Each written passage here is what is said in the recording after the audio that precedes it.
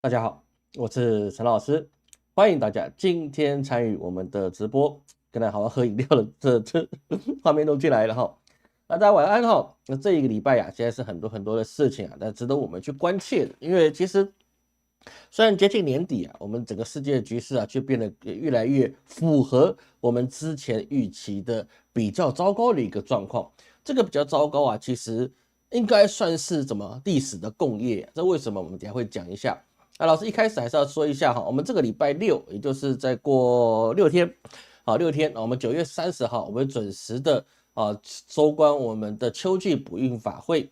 那就今年就没有补运法会了，结束了。OK 啊，那这个补运法会1年只有2次哈，还没有报名的各位可以参考一下要不要报名。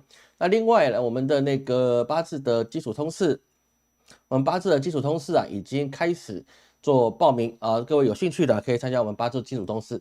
八字的基础通识里面教的是我们的十神诀，那还有五行40，还有这个12长生啊，还有神煞跟纳音哦，这个是很重要的一个基本功啊。这基本功没有好哈，你后面学什么套路都没有用。你学什么格局啊，学什么变化啊，我告诉你，那都是多的了。老师花了，这真的是应该算是几百万台币的学费在世界各地的老师身上。这个我很明白告诉各位啊，各位你能够学到我都学过，你能够知道的派别我也大概都学过。所以说我很知道你去其他老师那边学，你大概会学到什么，他要怎么教你。我拜过的师啊，绝对比各位你所能够知道的老师还要多。当然有些老师是因为他卖的是视频啊，他并不知道我的存在，因为我就是买嘛，花钱对不对？12万给他，你就把东西给我，是不是？所以是说你会觉得什么我都知道。那所以说，如果你自己觉得你自认为你之前学过，你可以直接学我们在10月底的八字的实务班哦。但是如果你搞不清楚老师刚才讲的那些基础啊，你就觉得那个基础可知道可不知道，那你跟老师这边学，你可能会学很痛苦，因为我在实务班讲的课啊，我不会去特别跟你解释在通识班里面有的，所以到时候上实务的时候，你还是得再回来上一次的基础通识。因为我今天把它翻得很散了，就是你真的已经前面懂了，你只是后面没有人指点你这个地方怎么看，那个地方怎么看，那你学这个有用。但是你就算学了我这个地方怎么看，那个地方怎么看，但是你不知道后面那些基础的一些元素的意义啊，基本上你去论的时候啊，你的客人就还蛮可怜的，因为你会讲错，好吧？你会讲错，这个东西就是江湖一点绝了。我说白了吧，江湖一点绝就这样的一个模式，好吗？好，大家晚上好哈。好，那我们继续我们今天开始的一个直播内容哈，实在字入就不多说了。那我们现在知道一件事情啊，那就是美国啊，它现在又要开始违约了。它大概这2个礼拜啊，应该这1个礼拜啊，应该算是美国算1个多礼拜吧，应该算8天8天左右的时间呢，它必须要能够通过这样子的决议，然后呢，它才能够通过举债上限，然后它才能够继续让它的政府可以维持。这是不是国债？最主要是政府的预算上的问题呀。这个东西其实过去是有发生过的，比如在奥巴马时代啊，它其实就已经发生过的事情，并不是只有现在才发生第一次。所以说整体来说啊，其实对美国来讲啊，它是很有经验的啊，它也不是第一次了。它该算它驾轻就熟吗？那讲也是不对。但是现在市场上在评估啊，它到底美国这一次能不能够顺利的去通过它这一次的怎么样？这次的一个债务协商？那老师个人认为啊，我们特别这件事情啊，因为我觉得这事情不是很重要，对我而言因为它这个后面问题已经在后面出现，那个基本上你这次有没有过，其实影响不会太大。今天的好像一直卡如果发生卡的状况，各位就包容一下这个为什么卡我也不知道，好不好？来卡就卡呗，好不好？卡就卡呗。那所以说我们就知道一件事，就是说这一次的事情啊，老师个人的估计啊，我们考量到乌克兰的现状跟中国的关系，还跟欧洲的关系啊，老师估计啊，这一次美国你要协商在准时在10月1日不要开天窗的这个几率啊，这个概率啊是比较低的。也就是说呢，共和党一定要去恶整一下拜登，让你的这个政府啊跟奥巴马那个时候一样，对不对？那个时候奥巴马当总统，然后拜登当副总统。所以他就让你再重演一次啊，当时那个奥巴马的状况，只有拜登他自己可能心里是很清楚，我现在面临的状况啊，就是内忧外患。外面呢，我搞砸了乌克兰，也跟中国处的不好，因为那个中美贸易战的事情啊，然后跟中国也处的不好，然后还提升变成科技战。然后呢，对内呢，共和党啊，对他来讲真的是一直互相的掣肘，因为共和党这一次啊，一定要想尽办法把他的完全执政权呢给夺回来。不然的话他实在就觉得太憋屈了。那至于是不是是不是那个特朗普老先生呢？啊，就是拜登老先生，那个川普老先生呢？他是不是会出来选啊？这个东西我们在明年的时候我们再去谈。但是理论上来讲，这个老先生出来选对美国绝对是一件坏事啊！各位你要知道一件事，就是说他们都属于上个世代美国辉煌时期的人，他们见证过美国的美好，但是他们不能够接受美国的不美好。所以说你现在选的人呢，就应该找一些青年才俊，他是可以摒弃过去的美好，而专注于现在的不美好。那这样的领导人你才能够是说可以把美国把它重新的整顿起来，那你的美国的未来才能说站得比较稳。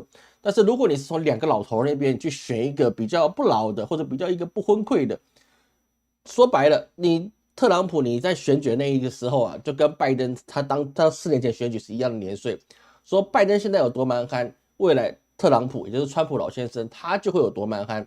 这个是固定，因为人到那个岁数你不能不服老，你知道吗？就像老师我才40几岁，但是我20几岁，我觉得我40几岁应该不会那么体力不佳，但是我现在发现我40几岁体力真的不是很理想，是不是？所以这个东西年龄是没办法骗人的哈，年龄是没办法骗人的。所以你到那个地方你的整体的一个状况你会变得很糟。但是我们现在聚焦到眼前的事情，就是说，现在目前我们最能够需要知道的事情就是在于这次的预算案它能不能审过，基本上是比较难的，基本上是比较难的，因为它一定要让这个局势变得不好。局势变得不好，对共和党的优势就会增加。毕竟特朗普他现在的整个局势他除了有名气之外，但是他其他的状况其实状况是非常糟的。所以他的时运老师可以说是不好的特朗普老先生他的时运可以说是不好的。那更别说拜登他能不能撑到选举完，我都觉得有点怀疑当然，因为我们没有他最后一注了，看他前3注的话，我是觉得这个老先生够呛了，他能够从新冠那一次可以活着下来，我都觉得他已经够呛了，很厉害了，已经很厉害了。所以我们发现到美国这一次的这个举债上限其实这个问题也跟我们过去谈的问题是一样当然我们过去所谈到就是说，本来以为他可以是说在选举之前可以不用再去负担这么多的一些债务压力，但想不到才过了几个月他又要面临这个违约债务压力。这个东西其实全部都基于在什么地方呢？基于在美国的国债已经破了33兆美元的一个大关，等于是说他今年开始每一年的税收大部分你都要刨去都要去偿债偿债本利两偿不是只有去还他的一个利息而已，他连本金也是要还的。所以你本金加利息，还有今年又发了一些新债出去，说这些钱你一直往上堆，它是不可能你说有办法可以去完成的。张老师在前几个月我们有谈到这件事情，就是说以美国现在的债务状况来看，它几乎是没有能力也没有任何办法可以阻止美国在不远的将来它会破产。这个相信不要去抱持太大的一个政治的信仰的话，我们单看数字它的税入跟税出还有它的债务的利息是不可能你可以负担的过去。就像怎么样呢？就算你月薪可能是2万块台币不要说2万块了，你3万块台币，然后你去贷款买了一台特斯拉Model 3的，好不好？这样各位有没有特别理解这件事情？一台 Model 3你的一个月贷款我看你大概也是2万，我上次去看一次好像2万多块。如果你月薪3万，而且还是怎么样呢？还是零头款带回家特斯拉好像不行了，特斯拉它好像一定要头款30万左右，30万50万台币左右，应该30万了。现在已经好像不能零头款了，对不对？你如果月薪只有3万，你就买一台特斯拉，那这个是合理的吗？这个是不是就不合理？因为你的收入跟你的支出刨掉之后，你剩下的钱不足以支应你的生活。那如果你想买一台特斯拉怎么办呢？你就必须能够透过这个特斯拉可以为你来赚钱，对不对？比如说你去开一个网约车台湾就开 Uber 多元计程车，那中国开滴滴，对不对？那个什么东南亚可能开 Grab， 是不是？那你就很多的管道说把这台车创造出收入来高过于它至少3倍的收入。比如说这台车它的贷款是3万元，那这台车每个月可以为你生出10万的营业额，那这台车就可以当成你所使用的，因为它的本益比就是这样算的。那问题是并不是这样，它税入是固定的，但是它的税出是不断增加的。各位懂老师的意思吗？美国它的税入基本上你不会有太大的波动，因为人口增长是有限的，经济的稳定度现在变得比较低。为什么呢？因为你跟中国进行了贸易战之后，中国占了全世界25%的工业产出，所以说它是一个工业的一个极强国家。那美国是一个农业跟科技极强的国家，那是暂时是科技极强国家，暂时啊，那只能说暂时啊。我们从这次华为的状况就可以看到，美国它的科技优势啊，我想我们保守估计，好吧，保守估计一点的话，大概你撑不了8年，然后这是很保守、很保守的。美国的科技优势大概还可以维持8年，你再多是有困难的事情，因为当你中国已经有办法可以做出量产7奈米，可以让华为手机明年可以卖上上亿只。代表它就不是我们台湾的名嘴说的啊，你是买什么台积电的库存，或者是说你是卖一只赔一只。做生意啊，刀口上舔血，有利润的事情啊，我们都会去干；没利润的事情，我们就不会去干。这个我们后面说到。所以说，我们可以确定一件事，就是美国它的税收是有减少的概率是比较高的，因为它没有办法再面对到更多的生意机会，也没有太多的什么贸易机会，因为他们兴起的就是自我保护主义。自我保护主义会不会成功？其实我们在历史上就知道，自我保护主义是不可能成功的。我们看大清朝就知道了，大清朝多会保护他的子民啊，就保持了几乎300年不变的王国，对不对？那他那么闭关自守了，这么大一个国家哦，这个义照声明，结果嘞来一个英国，来一个法国，来一个日本，把你打到你牙都找不出来。为什么？就是因为你速度没办法跟上，你人多是没有用的，人多是没有用的。所以说，美国现在所破33兆的美元大关啊，又包含它国内的这个，包含汽车工会啊，它在下通牒，就是他们要继续的进行的罢工。那调薪他们是他们的主要的诉求，调薪高达多少呢？调薪高达30%，这是美国这个汽车工会罢工的一个主要的诉求。这个合不合理？我相信当然是合理的，因为我们也知道，在欧美地区啊，他们的通膨啊是非常的惊人。所以是说，你现在拿固定的工作，以前的工资我已经没办法维持到我每天让小孩快乐生活，然后我周末还可以做个 barbecue，然后呢一个月还可以去大采买一次。这感觉以前过去的美式生活，现在基本上是很难达成的。所以说，我们就发现这些事情，就是在美国不断的升息，想要去抑制这个就业率，还有他们通膨的时候，它带来的就是怎么样，民生一定会凋敝。这个我们一直去谈到这个问题。当然，很多朋友他觉得，你这个不对吧？你这哪懂经济？你算你的命吧。但是实务上，我们就可以证明说，它的确是往这个地方迈进，因为你的地产的价格虽然热，但是你现在突然冷下来了。就是因为我已经没有办法去支付没有办法去支付我的贷款利息，所以说一直传出来美国的看屋很热，没有错，我看归看，我没有说我一定要买啊。所以说我们就发现，美国在8月的新屋开工率啊降低了11%啊，这个是数据报告的。说我看归看，我买二手房可以，但是如果你说你要我去说我一定要去开置很多产，然后开始快乐生活，这个恐怕有点困难。这个状况我们可以从加州这个地方可以看得很明显。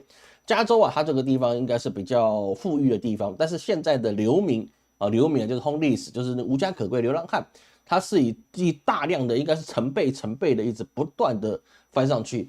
那这些流浪汉的增加的趋势啊，其实也感谢中国啊。为什么感谢中国呢？因为中国有很多的这些那个中介，然后让这个好像在过去的3个月的期间呢，中介了大概3万个中国人走线，就是用走进去，穿过热带雨林，我不知道他怎么走的，反正就透过什么墨西哥啊、南美洲啊，反正他们走的真的波澜壮阔，然后走进去美国，然后来去打黑工。但是你一下涌来这么多人，哪来这么多的盘子给你去刷呢？没有嘛。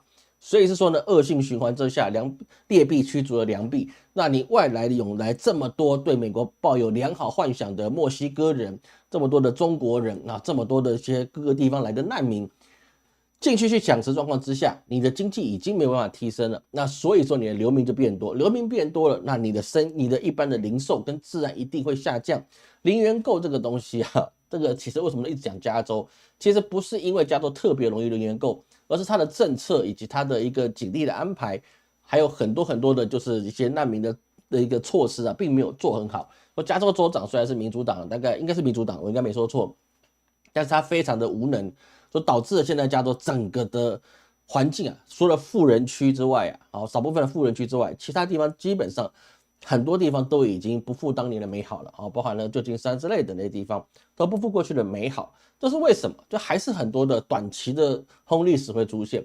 为什么短期红利史会出现？他可能是一个单身汉，或者是他是一个单亲的母亲、单亲的父亲，但是他今天付不起他的房租了，那美国是可以叫警察把你赶出去的，所以说你就只能滚蛋，你滚蛋你就住哪里 homeless。但是问题就在于这么多的一个无家可归的人，会进一步的去让整个经济开始恶化。为什么？因为在美国我老师有去询问过美国的这些贵客，还有一些好朋友，你在美国你要找工作，你必须要有个地址。问题是你住帐篷里面，你总不能说是这个什么东大道的第三号帐篷，不行嘛，对不对？就变成了，就说你这个东西你没有地址你就不能上班，能上班你就必须要有地址。问题是我租不起这个房子，因为什么？因为房东他调高了租金，他来去拿这个租金的收入去支付他涨价的房贷利息。那有一天如果房东都付不起这个利息的时候，那房子就被法拍了。法拍的确没错，在美国的一个房屋政策跟其他国家不一样，尤其跟中国大相径庭，就是怎么样，我房子被法拍了，那原来的业主原来的屋主啊，他是不用去承担剩下不足的部分，他就自己变成红历史就好了，他就自己没得干，我就清仓吧。说美国的这个那个银行啊是要负担了什么？负担做他这个房贷被倒账的风险。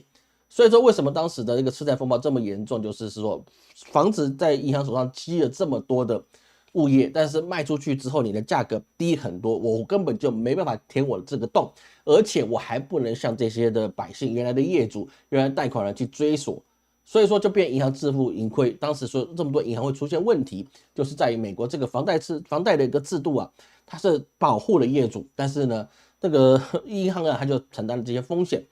银行为了不要承担这个风险所以说呢，他就把它包装起来变证券，然后就卖到市场上去。让各位懂了解这个次贷风暴的一个老故事了没？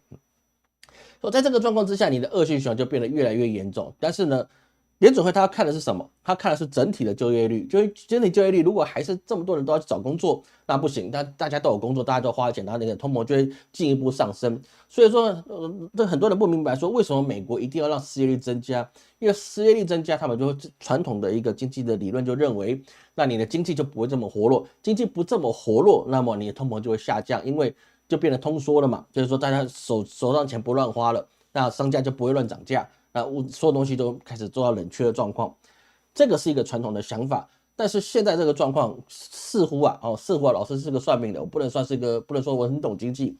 但是现在的很多的百姓，他是为什么要去维持这个就业率呢？因为我必须上班，不然的话，我哪怕我一天兼3个班，我都想办法要活下去。为什么？因为现在已经不是快不快乐生活的问题了，而是我小孩子会饿肚子收容所都快被华人跟墨西哥人去占满了，对不对？那么在这个状况之下，我必须不断的想办法去生活，无论是白人、黑人，或是任何人都想办法去生活。但是活就这么多，对，你的坑就这么大。但是你一个人兼2个差，那代表外面有一个人他找不到这个兼差。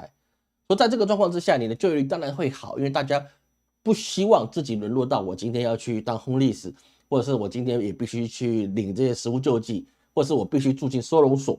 这些都是不好的，都是不好的。说人都是有这个自尊跟那个上进心我们不能说美国人比较随意他们还是有很大的上进心。我们尽可能的照顾好我们自己，但是事情并不是这么美好。就算你原来是一个小家庭，你可能都得惜家带眷的，都可能变成街上的游民，甚至你可能只能投靠在其他农业州的这些亲戚。想办法去混一口饭吃。说这个经济它会一直不断的会维持一定的就业率，是因为大家不想沉下去。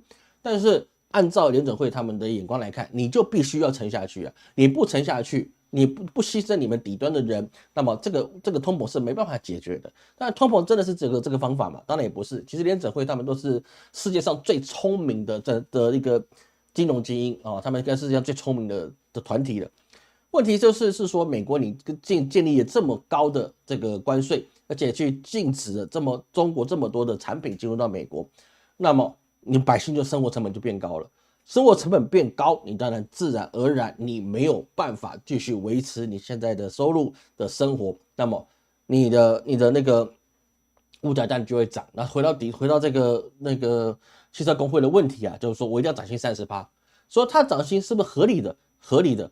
但是你对一些汽车厂商或他们的工厂老板要变不合理了。你涨5%、3%、5%，甚至10%，我都觉得勉强可以接受。你一次增加30%各位30%那个是要做，真的那是薪资收入，你后面还有其他的一些雇主必须负担的税负，所以说啊，你一个像老师以前开公司吧，好不好？以前老师开公司，就光台湾这个税负已经不是很高的地方，我请一个人，我可能花3万块就给他这个薪水，但是实际上我负担的成本包含劳保、健保、退休金，我这一个员工我至少要负担到4.5万元，再给他给他的这个成本。我不是只有3万块给他，然后呢，他帮我做事就好了，就光他的坑位，就光包含他的一些税费、规费哦，还有一些你每个月还有一些很多的团保什么的，加进去我就要4.5万元，就是大概是150%的劳工的成本。那么你今天劳工涨了30%，那等于说你雇主会增加的成本啊，至少增加50%，增加50%，你让他怎么活？因为你进口的东西可能现在原料都不是这么容易进口来，美国也喜欢去对别人做反倾销，所以很多东西啊，现在到了美国，现在这个状况是非常非常的不友善，也不美好，而且现在很多状况是不能够去遇到的。所以说我们就发现了什么事情呢？美国虽然现在 GDP 啊，它现在一直不断的是说往上去调升，现在大概会有2.2%的经济成长率，针对我们的亚美利坚America。它有2.2的一个经济成长率，但是实际上它还是处于有可能啦，目前这些第三季还没有出来，有可能它还是负成长，因为你的通膨跟你的所有的一个经济的实质的你的获利并没有这么高，而现在在内忧外患之下，也包含了台积电去了美国变美积电了。也被当地的工会啊去说台积电你这个东西是你命令传达是很错误的，你们工作不严谨，你们都没有按部就班，你们工作是怎么样朝三暮四变来变去的。这个事情啊，可能美国人相信啊，放在台湾人，放在中国人，我相信大家都不相信。台积电是有名的是什么？机动性高，而且呢，他们做什么事情都是一个萝卜一个根，你要做什么事情都按照这个流程过来。所以他们加班加的很不人道啊，这个工作也很不人道，但是东西为什么可以赶出来？就是他们有他们一定的制度去运行。但是你让台湾人过去，代表他们的收入是比美国人来的低。那美国人他收入比较高，那他们会请谁？是不是？那你就变成是说台湾的这些工程师啊，去抢占了美国这些工程师他们的位置，但是美国工程师却做不了台湾工程师的工作。就到现在，这个拜登的晶片大梦也是很难在美国所运行。这个我们在去年初啊，我们就谈过这件事情啊，就是说你这个拜登，你现在做了这个四方晶片联盟，那这个事情让台积电过去，这个最终的结果是你几乎是没有办法赚钱之外，你甚至还有可能你没法运营下去。哦，这个老朋友应该都知道，老师过去我们讲过这个议题，就是因为很简单，6倍的价格啊，就是6倍的价格，因为你的人工，你的所有一切都要提升状况之下。那包含了中国现在也有一些的稀土的一些禁令，未来有没有可能加剧都还不知道。还有其他的一些卫星工厂，你也要连带过去，那这些成本都是很高。如果这些连带的一些卫星的供应链啊，它没有一起过去，那么你美国只有台积电的美国分不过去，还是要没有效果。就像我们这次在中国看到华为出来啊，这是老师我们在前2个礼拜我们就谈到华为这件事情啊。它带来的并不是只有华为自己的成就，而是所有的供应链代表都可以围绕着华为变成一个供应链中心。所以说未来的你说台积电或者是说你那个富士康是不是还能够分到这个东西都不一定，这个我们在前2周我们有谈过。而华为这一家东西就必须要有相近啊，我们看到那个自媒体上面有讲过他们的一些公告一些数据啊，大概有一个手机出来，你必须要有60家企业。去协同的去生产这只手机，华为这只手机啊，无论是 Mate 60或者是它的一个 X5，这些东西都是必须要这么多的厂商，你供应到这么多的能量，你供应到这么多的零件、技术、人力，你才能生产出这一只手机。那么美国你把台积电挖过去了，你付出了 double 薪资之外，那你有没有办法把它另外的一些卫星工厂全部带过去？你可以把安谋在那个美国生产没有问题，你甚至那些光刻机都没有问题。但是，一只手机它不是只有这几样东西，软体你有了，尖端技术你有了，但是还有很多卫星工厂、封装测试一连串的东西，你都必须掌握。这个东西对于现在美元的不稳定，还有包含他们经济的不稳定，还有他们的一个工业啊，并没有这么样的跟得上时代，这就产生了很大的一个破折。所以说，美国现在所遇到这33兆的美元的债务大关了，目前可以看出来，就是说他应该是会违约至少半个月，那就是2个礼拜的时间去协商。你可能到了11月哦，连11月的时候，可能快靠近11月的时候，可能才会开临时会，然后再想办法把这个东西突破，而且必须要民主党让出了很多的让步，那这个事情才能够通过。而那民主党让步的东西是什么东西呢？其实有很多，也包含了什么？也包含了乌克兰的问题啊。这个问题我们下一节来谈。所以说我们看到是说，包含了这个美国现在的状况啊，其实整个状况是很不理想，所以是说，现在不包含了中国，连英国都在抛售美债。为什么一直不能说抛售啊？叫做减持美债，他把旧债卖掉，来持新债，新债利率比较高，所以说他一直不断的去减持，连英国都要减持的状况之下，那就不是你这个时局的暂时动荡，而是在英国的角度来看，你美国这个东西，你长期来讲对我来说，我觉得很危险。虽然我过去想办法支持你，因为我们都是央格鲁气的，对不对？但是实际上长期来讲，我觉得你很不妙，而且我们的英镑又是自己的体系啊，我没有跟欧元，也没跟美元，我们就是英镑。之前我在欧元里面，我还是用英镑，所以说我要维持我自己的安稳，我必须减持一点美债，未来的曝险的部位会比较小一点。那中国更不用讲了，这个东西。中国这个东西当然就是说，给你美国不要太难看，就是说它减持的效率是比较慢一点，但是实际上它还是一样减持美债。唯一比较特殊的就是怎么样，日本你还增持了美债。为什么日本要增持了美债来帮美国度过这些难关呢？很简单一件就是它排核污水嘛，因为日本现在的整个的经济体系啊，不会比美国好到哪里去啊，因为它得罪了中国，得罪了不小啊，得罪了不小，包含了什么呢？包含了中国啊，在这一个同期，今年跟去年相比啊，8月份已经减少了67.6%的日本水产品的进口，这个东西当然对日本影响很大，所以说日本现在一定要找一个上国啊，找以前是中国嘛，中国历史上就是在民国以前呢，都是找中国，是不是？找新上国哈，新的一个老板去跟的，找谁？找谁？找美国，但是美国能不能帮到他啊？这个东西我们等下会谈到。基本上连中国的那个战舰都可以跑到美国关岛附近了，那日本它能够受到美国的保护的几率啊，当然就还是蛮低的，因为这个远水救不了近火啊，远水是救不了近火的。这个问题是底下我们可以看到，好吗？好，那我们看各位有什么问题哈？为什么滑鼠不会动？有什么问题啊？大家晚安哈。我头发好帅，我今天头发没有梳，不好意思，乱的，因为刚才在做那个视频的东西啊，昏倒。美国印在到期利息前超过1兆，是的，没有错啊。这个东西像这位朋友就非常的那个齐匡秀呢，你就非常的有智慧啊，这个的确是超过1兆，问题是他这个钱还是要筹措啊，增加没办法。很多国家不买美债，卖美债是没办法了。感谢林冠赞助，感谢林冠赞助，谢谢。你的这一到48不过是分几年实现，你的资讯什么？不好意思，我可能搞不清楚哈。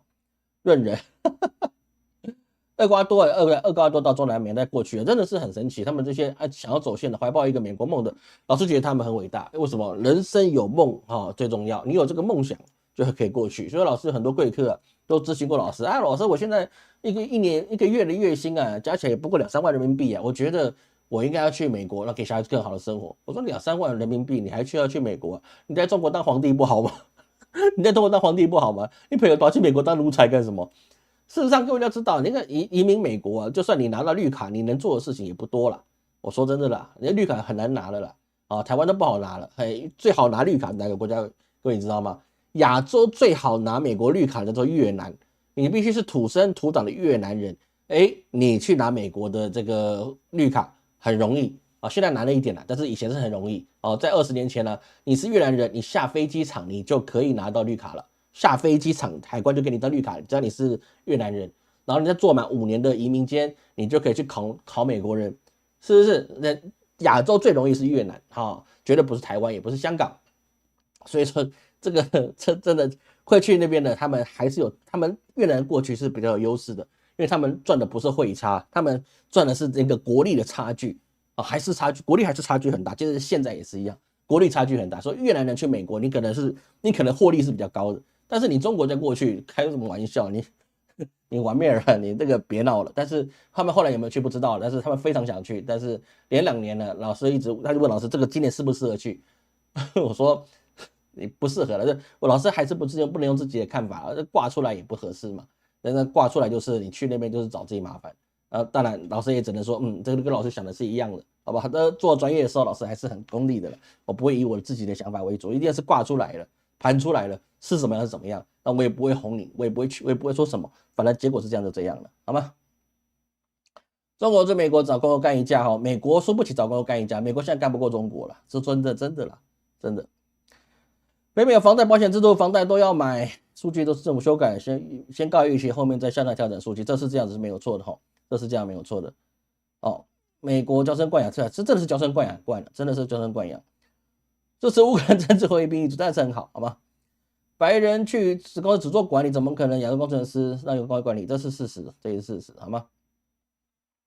华为每年40万美金抢博士回去发展，各位朋友，这个就是对的。各位，我们在前几个半年前吧，老师有谈到，就是说你中国人要去抢美国回来的这些华裔啊，但是你薪水要给的到位啊，很多的中国企业是给不到位。你说华为这家给到位是我觉得很 OK， 但是呢，也不是每一家中国企业都给到位啊。所以说你真正要去把美国的一些华裔人才去摇回来哦。你真的是要给得起钱的啊！这问题是中国现在很穷，中国在很穷的状况之下，国企也不会太有钱，国企也没有钱状况之下，你出不了高薪，别人为什么回来替你卖命呢？他可以去新加坡啊，他可以去其他国家啊，对不对？别人会欢迎他啊，这个是有问题的，好吗？火运应该迁都，你认为呢？我不认为是这样哈，这个是不对的。迁都这件事情不是用讲的哦，一个国家你要迁都的状况是很难的。你说日本嘛，日本它没有明面的首都，它可能是东京也不是首都。你说京都也不是首都。你说大阪也不是首都。他们日本都没首都化，那他九运道怎么办？那火运道怎么办？那怎么办？就迁都不用迁了，是不是？现在工业办会要涨到40%，我目前知道是30%，可能也有40%的了，好吗？蛮多发展性我的业务嘛，工程师挺喜欢学的。没有我的工作不是为了是说做几份大生意哦。老师还是一句话哈，我做老师是因为我希望让这个世界更美好，我希望培养出更多的后进，把我复制出去，我们让这个世界更美好。这个老师以后可以跟各位讲故事啊。其实真的是，如果看到很多社会上的一些事件啊，如果那些走错路的人，他当时有遇到一个人可以告诉他，怎么去辅导他，怎么样帮助他走出这个困境，那这很多事情就可以不用那么样的悲惨。这个就是社会上在高度的都市化之后，人已经没有办法跟自然呼应的时候，你身上的怨气，你身上的压力，你就很难去释放。所以说遇到都市化的时候那我们越需要这样子的心灵上的一个产业来帮助大家，我觉得这个是比较好的，好吗？直播有广告吗？现在好像有，现在那个什么YouTube 好像有这个状况，好吗？这个好像是有这个状况了，好吗？大陆的大后方，大陆的大后方，我去大陆，考虑吧，再说吧，好吧？好了，我们继续下去，我们下一段我们赶快把下一段讲一讲。所以说，我们就发现一件事情就是说，在美国现在这么样的不明朗状况之下，那泽伦斯基他也出席了这个联合国大会，到处的去散步了。我们不能说他造访了，因为他没有人想要欢迎他。所以说，我们去年我们还可以看到泽伦斯基在慷慨激昂的发表演讲然后大家都要把他站起来鼓掌有没有？各位还记得吗？去年他这个放他的那个直播出来，大家都起立鼓掌你们真棒，你们真好，对不对？打倒万恶的怎么俄罗斯帝国，是不是？我们要去消灭万恶的普丁政权，对不对？去年他有多受欢迎，今年就多受冷漠。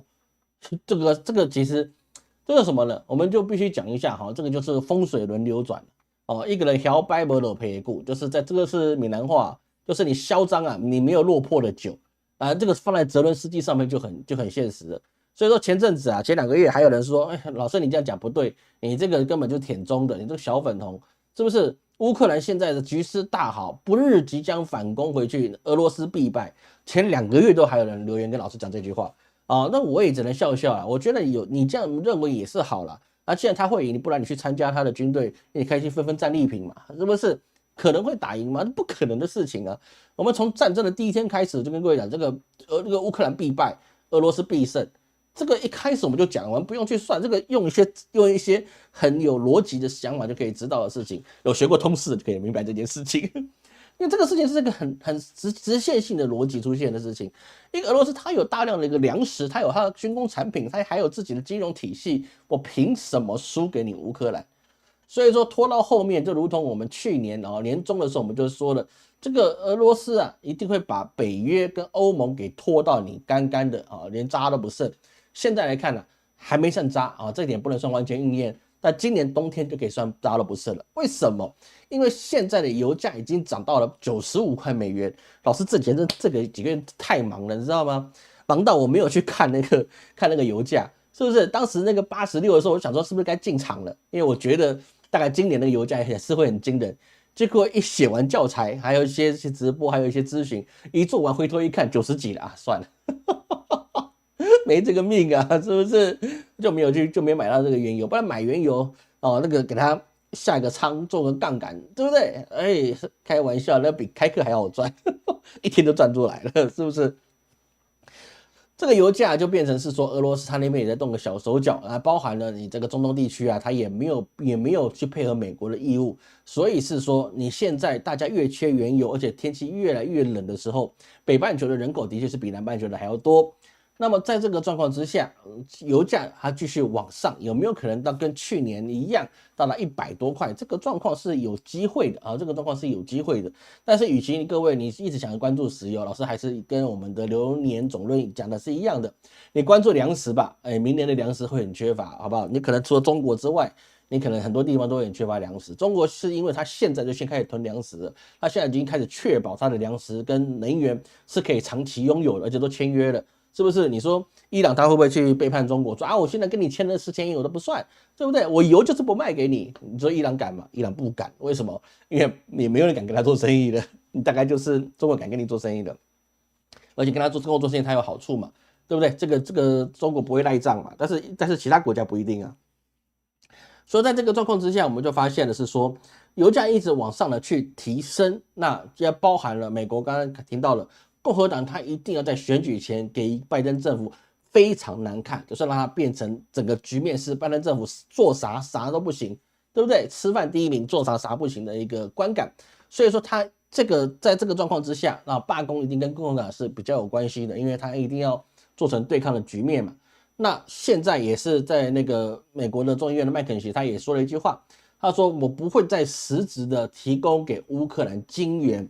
就是说我不会直接给你现金让你去花这么简单的事情，我不会花给你现金让你自己不断的去花，因为乌克兰它的索取各位你要知道，乌克兰的索取是一个无底洞，他认为全世界都要供养他，甚至在过去我们看到他曾经发言过是说那个他们的外长上一个外长就说过，每一个国家都应该包含了北约国家，每年的1%的 GDP 就应该贡献给乌克兰，让他们去抵抗俄罗斯。如此的狂妄自大，真的是匪夷所思的。这种说辞我真的在1战、2战里面都没有看过这样子的历史，这样的宣言，就是说其他国家必须提供他国家的 GDP 来去支援另外一个国家去跟他们的敌对国去作战。这个是非常荒谬的。我告诉你这个就连美国他在欧盟驻军他的军费也收不齐的，军费也收不齐的。你既然遑论就让北约国家去提供他的 GDP 来给你乌克兰去打俄罗斯，这件事情是真的是非常的有意思。那所以是说，你既然最大的这个在这个最大的一个后盾不能说金援国，因为给这个乌克兰最多钱的还是欧盟，不是美国是欧盟。那么在这个状况之下，已经明面跟你讲，我不会提供你直接的金援。那么其他的欧盟国家跟北约组织就变成什么？我拿了鸡毛当令箭。如果你美国都不愿意给他现金的资源，凭什么我要给你钱、给你吃、给你喝，还供你玩呢？不可能，办不到，这是办不到的事情。所以说，那个波兰的华沙就停止对乌克兰军援包含他们的那个波罗的海三小国，也对乌克兰的粮食持续的进行了粮食禁运。所以说，在这个状况之下，你乌克兰你所有应该要西进的所有的一些资源管道，它是已经做到快速的紧缩。这个紧缩绝对是不能够怪北约跟欧盟其他国家，因为冬天要到了，因为油价很贵，德国都已经因为油价很贵，导致它的汽车工业已经没有办法跟中国去竞争。连德国都已经遇到这个事情了，那包含何遑论其他国家呢？你总不能说，挪威挺住了，因为挪威有天然气，说挪威挺住了，挪威没有问题，说欧洲就靠挪威去喷气就可以有了，那没办法，很多事情它是能源并不是说你靠单一小国家，它所产出的量也是有限的，而且供应整个欧洲的温暖，这个是办不到的。所以说今年它还是要到处去怎么样去进口这个液态天然气。它已经得去进口这些原油，而这些液态天然气跟这些原油很多也都还是俄罗斯的东西，然后不断的绕好几圈，可能经过中国，可能经过印度，可能经过其他的第三国，然后再进入到了这个欧洲国家，那把价格炒高了，就变成你无论你跟哪个国家产油国去买，你都得用这个价格，因为这是国际油价无论是布兰特原油还是什么的，价格都差不多。那你要去跟中东买，中东也不可能因为你要抵抗俄罗斯，所以说我就卖你便宜一点，不可能。为什么？因为商场上就是这么回事。你想去拿我的油，去拿我的资源去干什么？那是你的事情，钱你得给到位，钱你得给到位。但是呢，就这个事情就全世界有个国家例外了，就印度了。这个俄罗斯给印度多少资源？印度说我就是不给你钱，你拿到钱你也拿不走，我也不让你花，哪怕它是卢布。印度卢比就哪怕是卢比，我也不给你花，怎么样？所以我就这样说。现在印度的状况也是蛮糟的，就大家也不愿意信任他，他一直很想在国际上去崭露头角，但是现在也没有人去愿意去相信了印度。说到这个状况来讲，你整个欧洲就变成拧成一股麻绳，就是他进也进不得，退也退不得。他今天一直想跟中国去维持更好的关系，但是欧洲的优势已经越来越弱了。你说你不能只去靠欧洲的什么艾斯摩尔，然后呢，你就可以是艾斯摩尔算欧洲吧，荷兰，你不能靠它的这个光刻机就去钳制中国所有一切，因为中国它还有很多变通措施，比如说他们现在有一个什么要周长要到100多米长的这个特别的光刻的手段。那在其他国家来讲，你一个设备你光那个直径要100多米，或者这个周长要100多米，谁会做这个傻事啊？刚好中国它只要能够做得出来，别说100多米了。一台机器1000多米，我跟你讲，他也搞得出来。人家在新疆上都可以搞高铁了，去做一个1000多米的、100多米的这个什么类光刻机，你说它有什么障碍吗？那没什么障碍的只要它能够做出来，可以运行，可以有良率，那基本上都没有问题。但是还是一句话，它能够量产7奈米，代表它5奈米都已经可以生产，只是看能不能量产了。它至少已经有到5奈米的一个实力。那至于能不能到3奈米，我觉得是不能的，应该还没有这个办法。但它只要有软体，后面的事情都很容易去处理，毕竟他们还是有量子电脑的技术，所以说中国去克服这个半导体的压力可能这2-3年可能就可以追平到美国，这个也说不定因为中国毕竟人多嘛，对不对？技术落后，就中国有一个好像什么学者就讲过，中国的高科技跟美国比起来，一个是小学生，一个是博士生，但是呢。他有一群小学生，美国只有几个博士生，那这一群小学生互相成长起来的速度当然就不一定是说他跟不上这个博士生，有时候人数是可以决定很多事情的，有时候不行，有时候是可以的。所以说，在这个所有的一个压迫之下，你欧洲现在的整个状况冬季肯定是不美好，而现在包含人家波兰、华沙那些地方，它开始禁运这些粮食之后，那么欧洲你要取得廉价粮食的几率就低了。各位懂老师意思吗？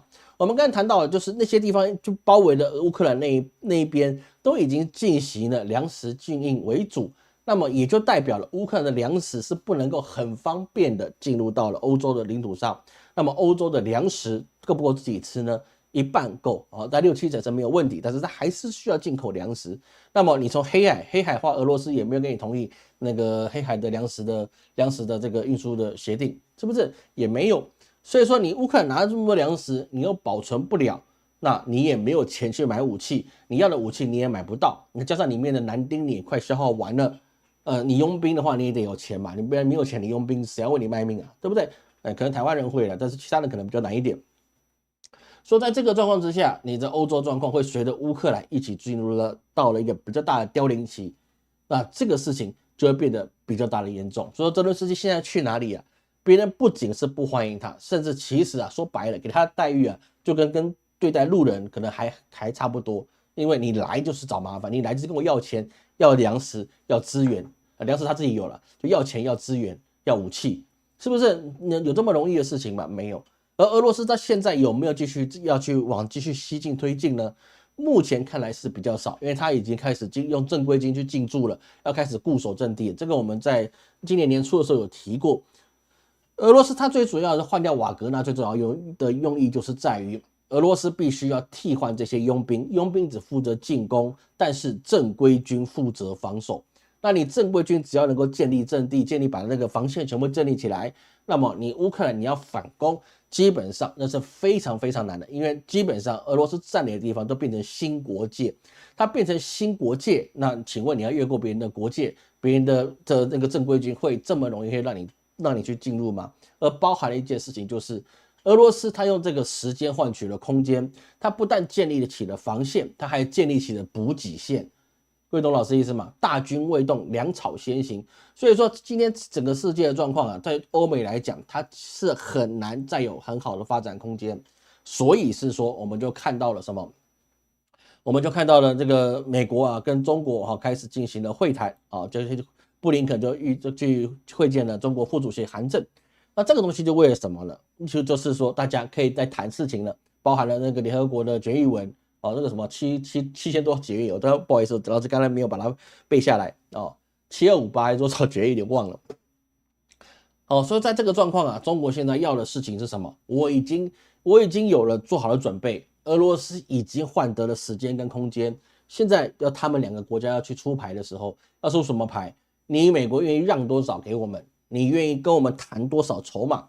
那么我们现在可以开始谈了，因为我中国后面有一带一路，我有 RCEP 啊，我有这些供应商，我有金砖系列的国家，我已经可以跟你打长期战了。中国已经可以跟美国打长期战了，因为所有国家都觉得中国现在做生意的好处会优过美国，因为中国最差使用人民币嘛，那你是不是就比较不会有美元的这个汇率的操纵，然后导致大家这个损失惨重呢？所以说跟中国做生意，你就可以减少美元的风险。那美元很少被使用，美债就卖不出去，美债卖不出去，美国就会出问题。所以现在就出问题了，说这个一切就变成一个一环扣一环啊，非常有趣的一个状态。说中国现在要去跟美国谈什么？当然，很主要就是你就对我们的一些制裁，你能不能放松？你愿意放松，你不愿意放松，你就盯着，你就继续等着，我们也可以继续等着，因为我已经准备好跟你长期对战了。而第二个问题，当然就是台湾问题，就包括连叙利亚去访问中国的时候啊，都已经开始都说了什么？这个台湾是属于中国的一部分。那事实上，台湾是不是属于中国一部分呢？当然是属于中华人民共和国。但是中华民国跟中华人民共和国这两个国家都是中国，对不对？我们在内战中嘛，所以说无论是中华人民共和国或是中华民国，都是中国。内战中谁赢谁话事嘛，是不是这样讲？好，我们休息一下，我们看等下跟各位有什么问题哦。我们等下继续把这个台湾问题讲完。好 ，OK， 好，感谢谢不见赞助，好，谢谢。那就这样，真正的内陆在大西北，好，物质量是照样丰富。那个你要扛得过那个明年的这个天灾，明年天灾是很厉害的，好吗？俄罗斯资源太多了，俄罗斯地广人稀嘛，就很简单一件事，他粮食多过于人嘛，他自己的粮食足够给他百姓吃到不要了，所以他就不在乎这一些。俄罗斯有跟 OPEC 还自愿减产到年底，那当然了，开玩笑，那有钱赚谁不要？那明知道你会怕的，我当然要把那个能源给你卖贵一点了，这很实在的事情了，那没办法。增加欧洲跟美国的高货通膨，这不能说它只是为了增加对方的通膨了。我们说白了，你需要的时候，我为什么要卖便宜？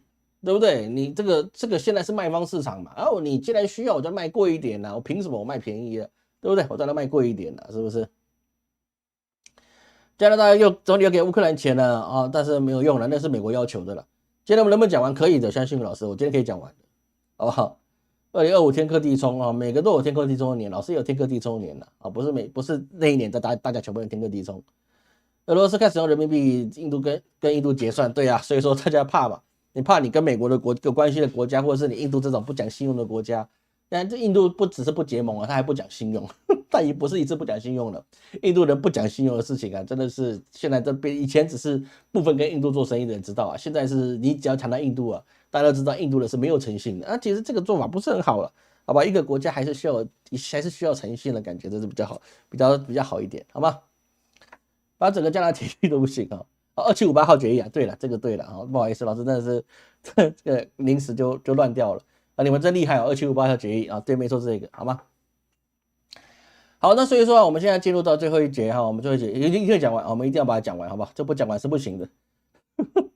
所以说，我们就从这2758号决议里面来看这件事情，就是说，中国现在已经可以是很确定的跟全世界讲，是说我迟早要解决台湾问题，而且我尽量采取和平的方式来解决台湾问题。这个和平的方式是什么呢？各位你要去注意到一件事情，中国解决台湾问题啊，它只有是场面上的问题，它没有实力上的问题。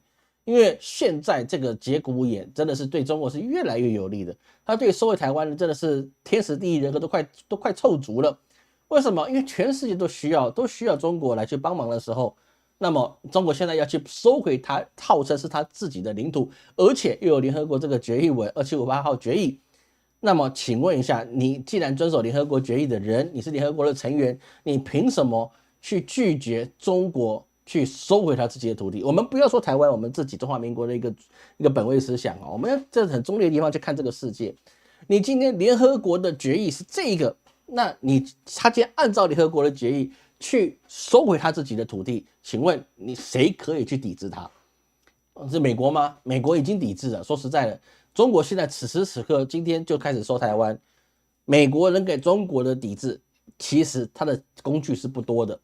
因为什么？因为你去把中国跟中国完全断交，死的是美国，那不会是中国。就不然，只要中国断交，是不是？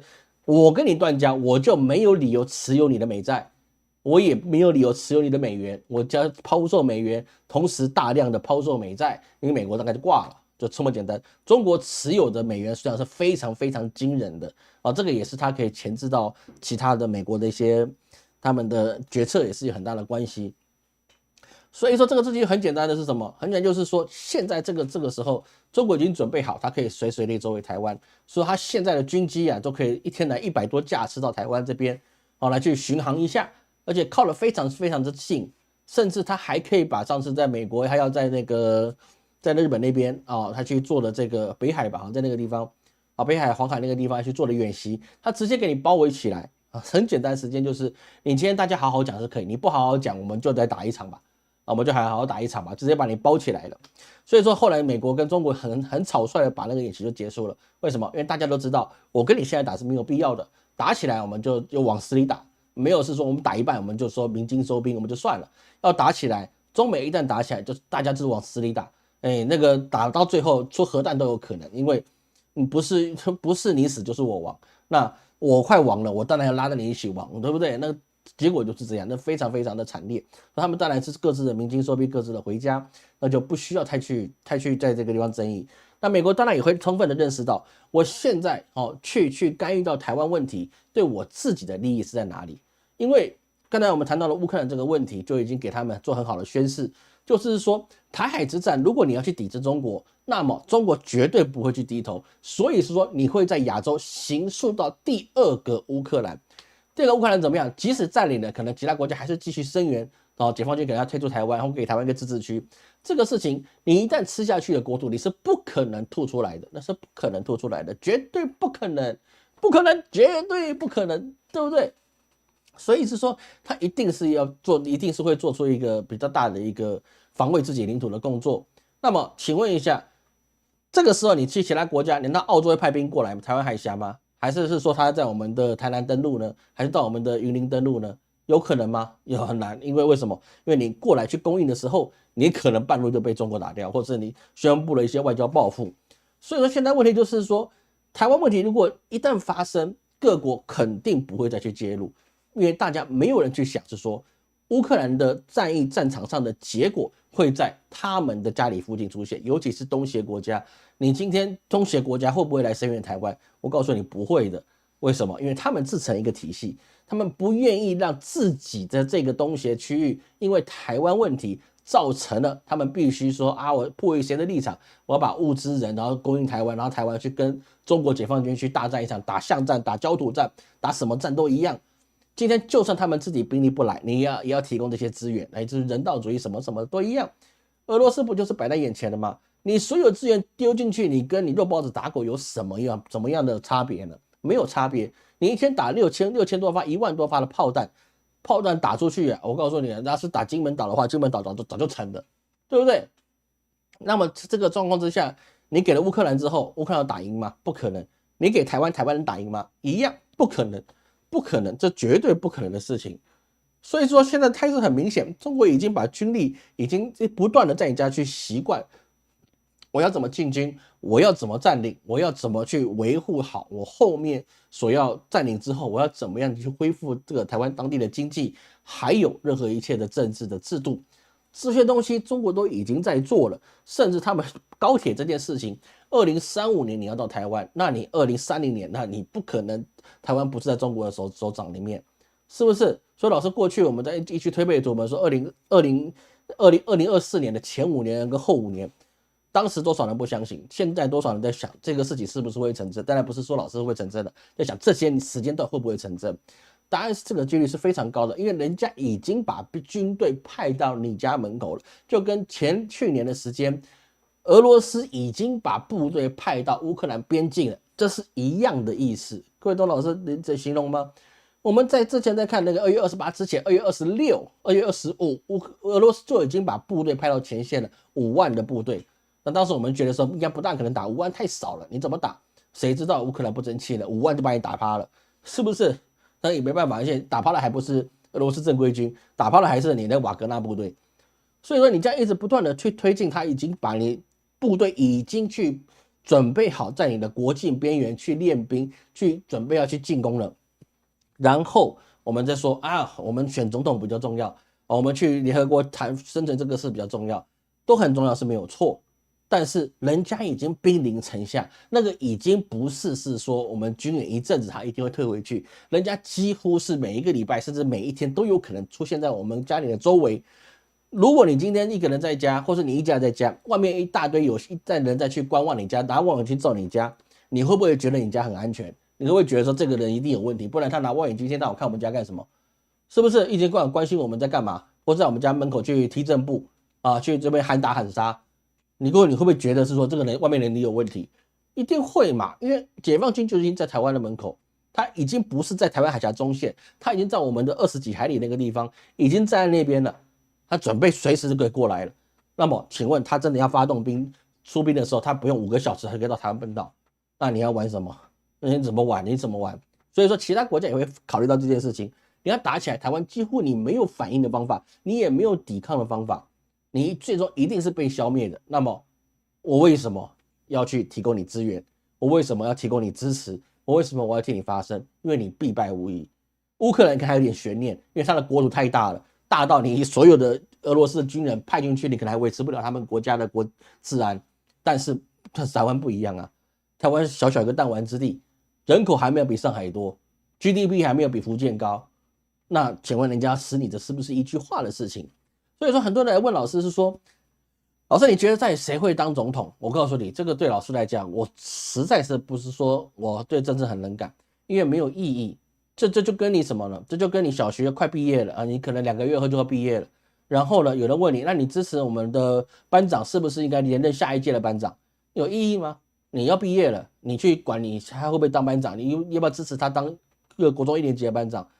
不一定不一样啊，因为你跟我都搞不到不同学校了，对不对？那我现在已经走到这个末期了，你怎么选出来，你都不会改变这个状况啊！老师现在还没进入到那个选前3个月，说老师乱讲话可以，我做梦梦到了啦，我昨天喝酒喝太多了，我咖啡喝到醉了，可不可以？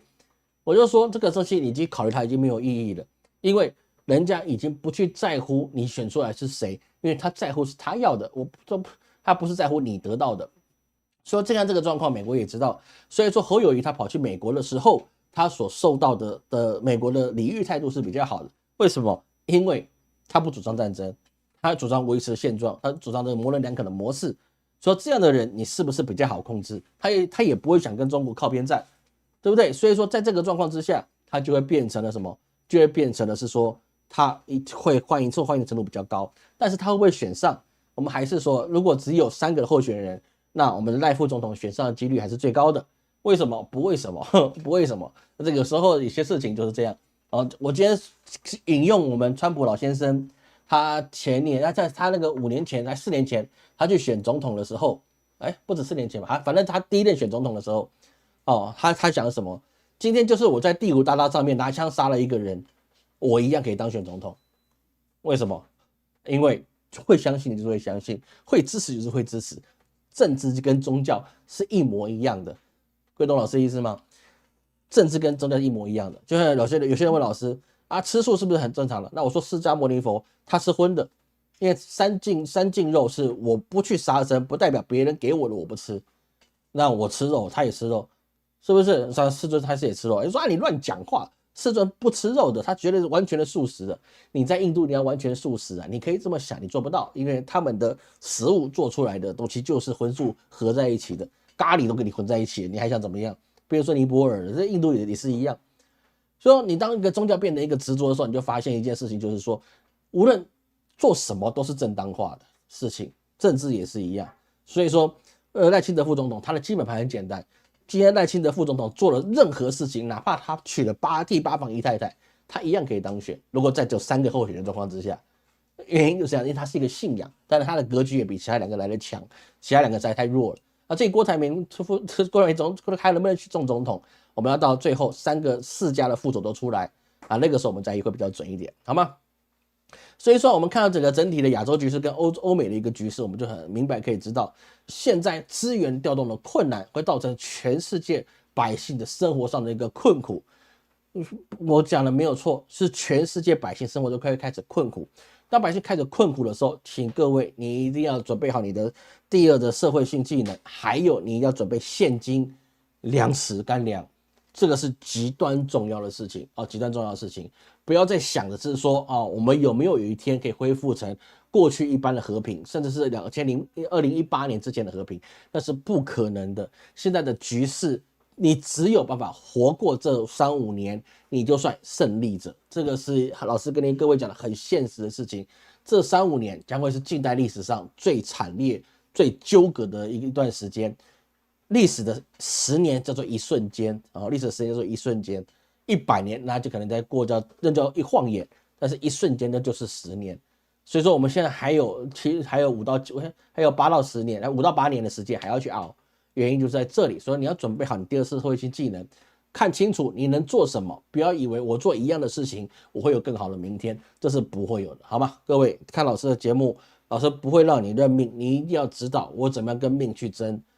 跟命去争，就是我要知道这个事情会这样发展，那我要怎么应对这些事情，而不是抱持一个明天会更好单纯的想法去做，这个就有点相怨了，好吗？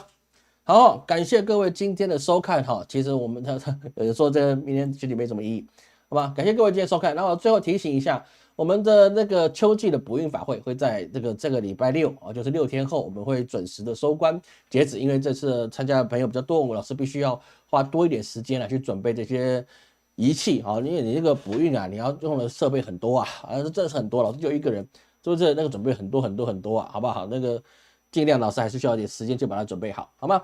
还有另外就是你要想学8字的，想学老师技术的，我们有通识班跟8字通识班。一般通识班是你学了之后，你以后在任何的武术的一个范围你都可以学得到。那8字通识班呢？那当然就是专门以8字为主。那老师接下来还会有很多的课程会去教。那下周啊，老师会再开放了一个我们在中国简体中文的大课堂，然后就不一定只要微信了，因为很多朋友跟老师反映说啊，只有微信，可是我不是微信的话，我就不方便去看，因为我边看我边回跟别人讯息，我不方便，是不是有办法我们用网站上来看？可以的，各位的需求老师听到了，老师把那个网站建设好之后啊，会公布大家周知之外，你已经买了微信版的，然后你可以老师讲一下，你去注册这个网站的会员之后，老师会直接把你变成可以观看你购买那个项目，等于说你一次购买，你两边都可以去看。那以后如果你觉得看微信不方便，你就尽量走这个我们的中文简体的官方的大课堂网站，那绝对是各位很方便的，好吗？感谢各位今天的收看，我是陈老师，我们下周见。